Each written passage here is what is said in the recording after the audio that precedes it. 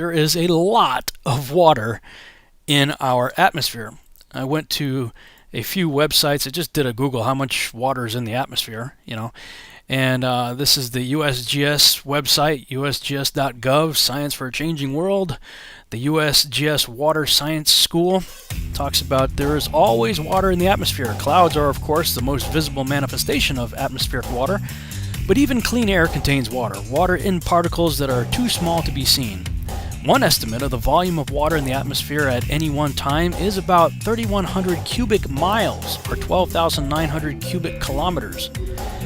And it goes on to say that if all the water that's in the atmosphere were to rain down at once, it would cover the globe to a depth of about 1 inch. And this is confirmed on a number of websites, but I'll just show you one more just for the sake of argument here. This is the Y Files, the science behind the news. They have an article, How Much Water is in the Atmosphere. It says, at any moment, the atmosphere contains an astounding 37.5 million billion gallons of water in the invisible vapor phase. This is enough water to cover the entire Earth, land and ocean, with 1 inch of rain. And, of course, goes on to talk about that as well. So, yeah, there's a lot of water in the atmosphere. I think we all kind of just know that, but I don't think we've ever really thought about what that means. And so I'm thinking if the atmosphere, especially over water, is made up of zillions and zillions of tiny convex drops of water, then collectively perhaps they all combine to make one big convex lens, in which case it would act like a magnifying glass. Okay, so with that in mind, let's look up some websites dealing with the refraction of light. You might see a graphic something like this, showing light bending downward. And here's your typical graphic showing how light rays entering some sort of medium, like in this case water, refraction causes the light to bend downward.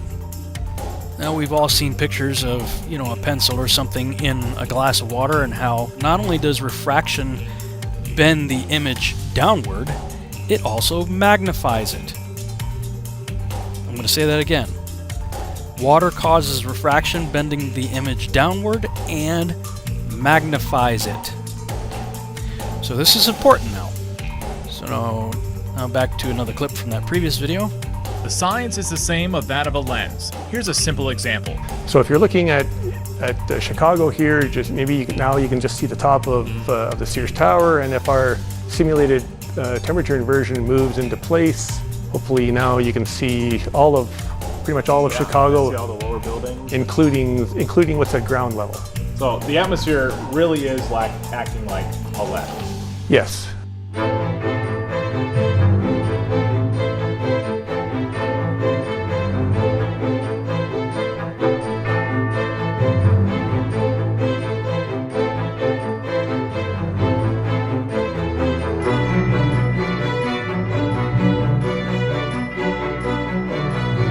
The science is the same of that of a lens. Here's a simple example. The atmosphere really is acting like a lens. Yes.